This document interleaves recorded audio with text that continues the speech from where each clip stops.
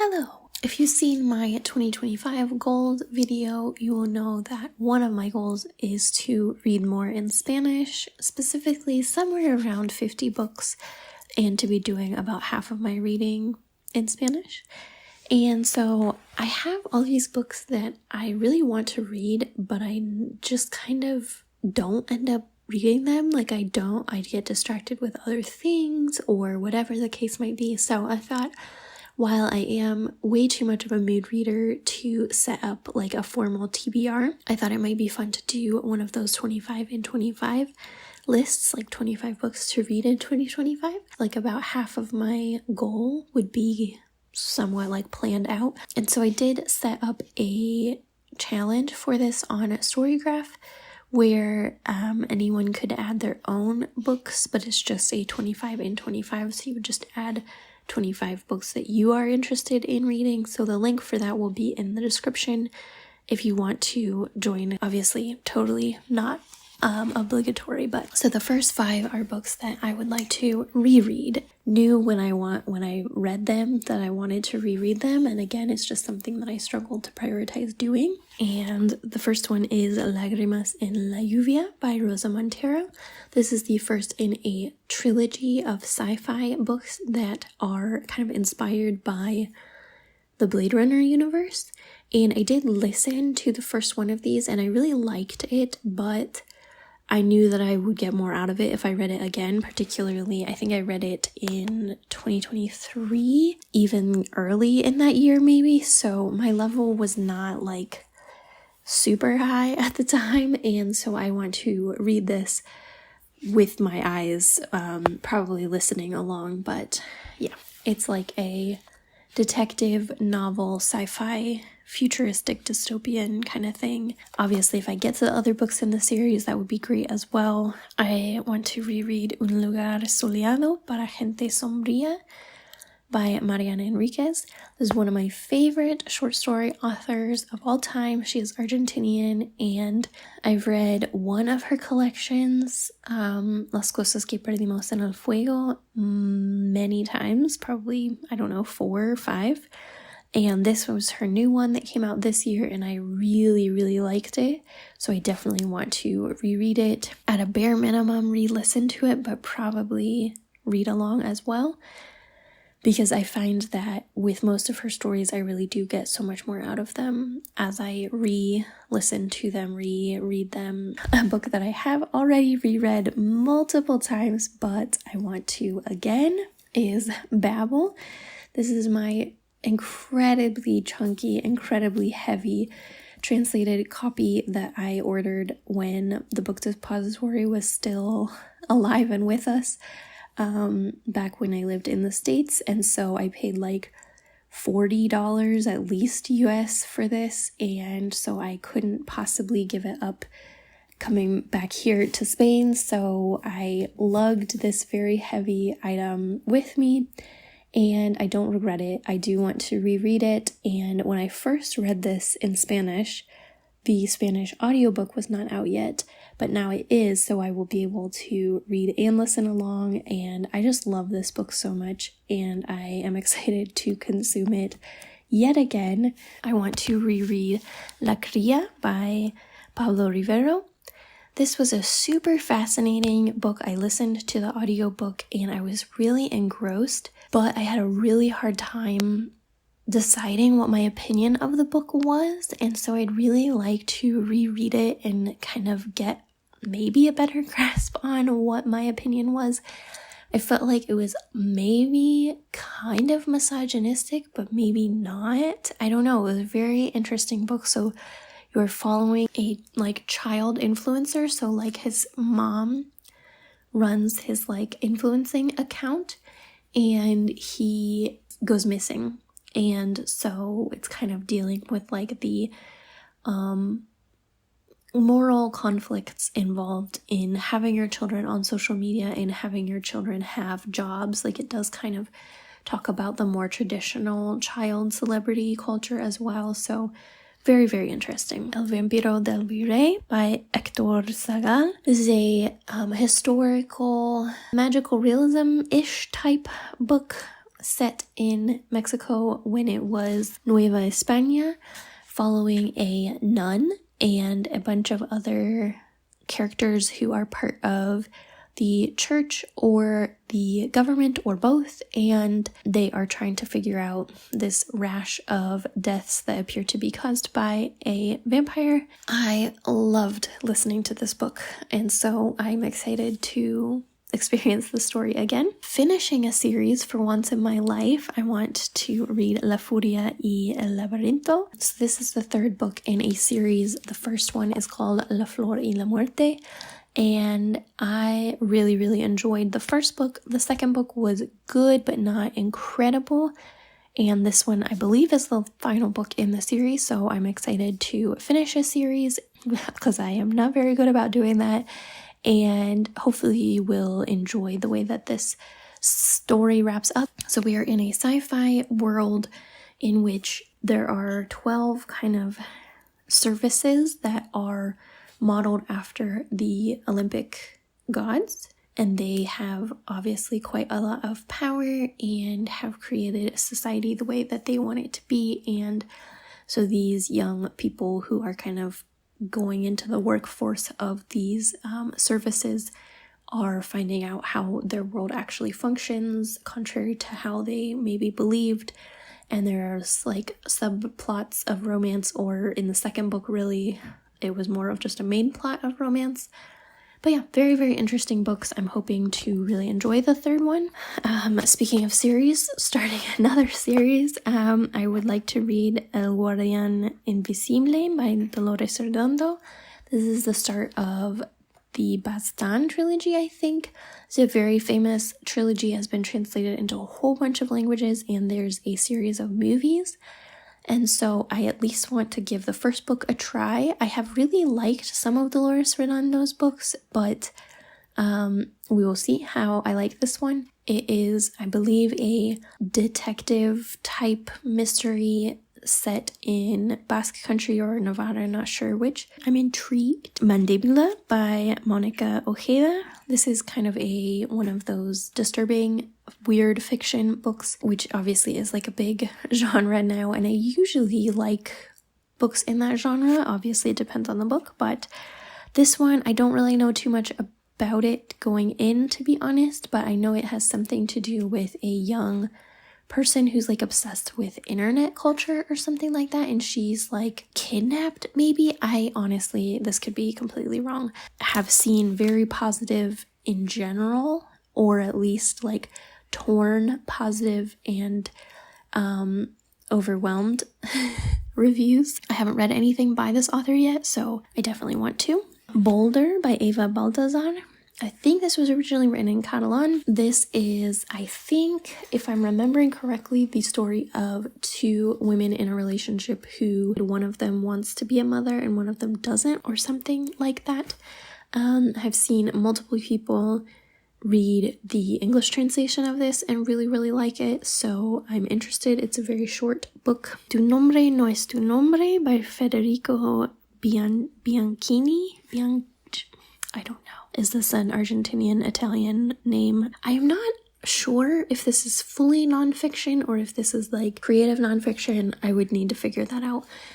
But this is telling a story based on the true reality that many people in the Argentinian military dictatorship children were removed from their families and given to basically like compliant families or couples to adopt. Once the dictatorship was completely removed, they kind of did a like truth-telling thing where they went and contacted everyone and told them their real names and their real identities. And so this is someone who was told like, your name is not your name. And so yeah, very interested.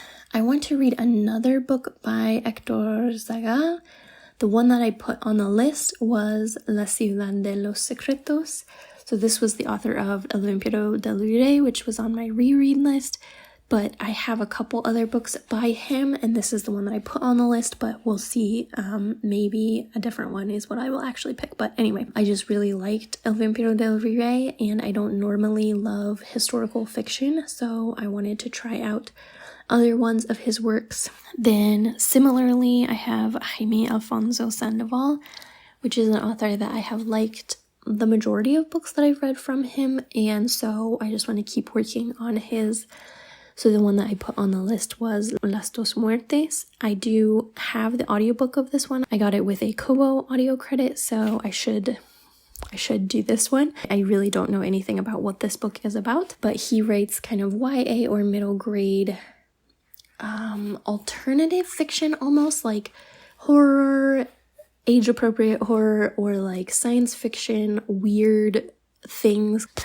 Las Indignas by Agustina Basarica. This is the author of Tender is the Flesh, which I absolutely love that book. And this is, I don't actually know what this is about, but I think it's getting translated into English this year, or like in 2025, I'm pretty sure. But I didn't even realize that it existed until I saw the announcement that it was being translated, so I am looking forward to reading this. El Eco del Destino, also by Iria Parente y Selena Pascual. This author duo, I am struggling because I have really, really liked certain books, but then other books have completely fallen flat for me, so I do want to keep giving their books a try, but I'm also not like married to finishing all of them or anything like that, because it definitely has been a mixed bag of strong successes and big meh reads.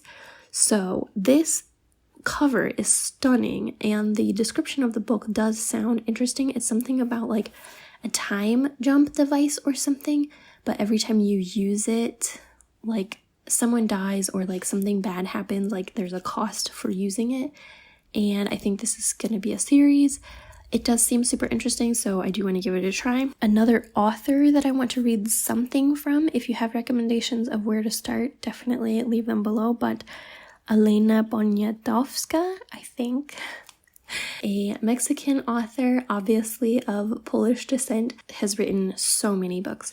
The one, again, that I put on my list just to have something on there was La Noche de, I don't know how to say this, it's not well, Tlatelolco. So this is a nonfiction. This specific one is a nonfiction about a bunch of Mexican student protesters were killed. And so obviously this would be a super heavy read. She also has many, many other books to choose from, but that is one that I am interested in. Another Mariana Enriquez book, I want to read Nuestra Parte de la Noche. No, not de la Noche. I always want to say that, but it's Nuestra Parte de Noche.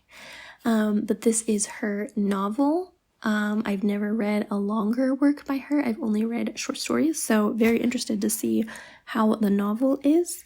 Again, I know nothing about this book, but it doesn't matter. Una Tormenta de Fuego by Paula Gallego. This is a fantasy. I think it's the first in a duo or maybe a series. Some like post-apocalyptic society. Oh, my cat is gonna knock my camera over. Mostly, I just have a lot of like really literary books on here, and so I wanted to add some of my more fantasy YA reads to hopefully keep some variety in there. Back to literary reads, we have Inés y la Alegría by Almudena Grandes. This is a super, super famous Spanish author. There's like a train station named after her in Madrid. This is the first in a series about the Civil War in Spain. I don't know really anything about the Civil War in Spain, and I would like to know more about it, and I would like to read more of these like classic Spanish authors, so I do want to get started on this. I only put one on here because I am a little bit intimidated. We'll see how it goes. El Cielo de la Selva by Elaine Villar Madruga. I believe this is a Cuban author, and this honestly was a cover. I was drawn to the cover mostly. Oh my gosh, cat! But it seems super fascinating. don't really remember what it was about now. Another one that I don't know anything about, but it's called Te di ojos y miraste las tinieblas by Irene Sola. This is another one that I think was originally written in Catalan. I forget her account name now, but this girl that I really like her Instagram and Substack, and she has a podcast as well, but I haven't listened to it yet. It's called One More Chapter. She really liked this book, and I've seen other people talk about it. And this author also has another book that looked really interesting. So yeah, that's all I've got. Ofelia y el sueño de cristal, also by Paula Gallego. This is another one that I put on here to be a little bit lighter pace. This is like a romance book, I think. I did read like 3% of this at the dentist one time because I had it on my e-reader. But, you know, we'll try it. Tu nombre después de la lluvia by Victoria Alvarez. This is a historical fiction. I believe they travel in time or something like that.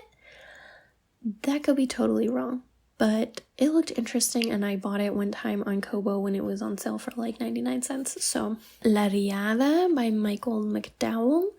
This is the first in the Blackwater saga. I could read this in English, but it seems more popular in Spain than it does in English, but I see them in like every single bookstore, and they are so gorgeous. And I mean, I will probably read it on my e-reader, so I will not get this experience anyway, but I just want to know about a town in Alabama, I think, that floods in the like early 1900s maybe.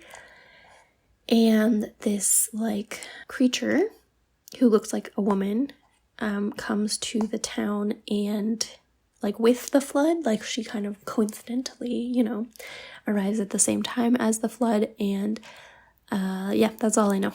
My only, like, I think, subject matter nonfiction on this list, Los gatos sueñan con física cuántica by Jorge Blasque.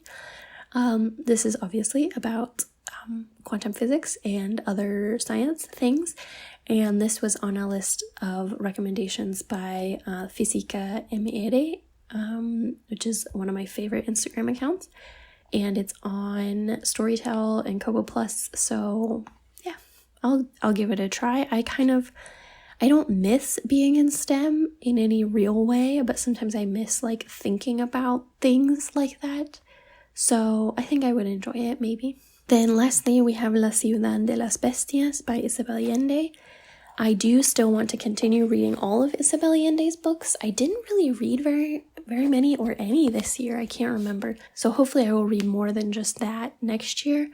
But at least that one, because it's like a fantasy, a YA, changing up from the heavy literary. So yeah, if you have any books that you are super excited to get to next year, definitely let me know. Again, I will have the Storygraph challenge link if you'd like to join in, and I will see you in the next video.